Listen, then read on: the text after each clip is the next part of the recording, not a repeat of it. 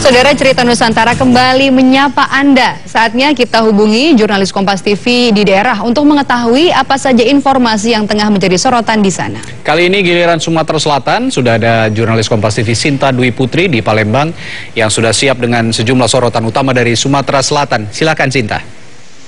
Baik, terima kasih Maidov dan Radi. Dan saudara, kali ini Anda kembali menyaksikan Cerita Nusantara dari Palembang, Sumatera Selatan. Dan 3 informasi pilihan telah kami siapkan untuk Anda. Informasi yang pertama kami buka mengenai hujan dan angin kencang yang mulai terjadi di pagar alam Sumatera Selatan menyebabkan tanah longsor. Longsor yang terjadi di Kelurahan Agung Lawangan, Dempo Utara itu kini mengancam pemukiman warga yang berada di atasnya.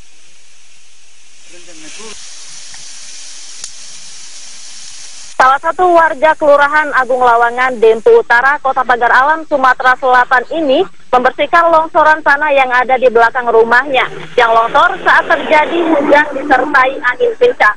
Untuk menahan agar longsor tak semakin parah, warga menahannya dengan menanam sejumlah batang kayu. Warga pun berharap ada penanganan dari pemerintah soal ancaman longsor itu.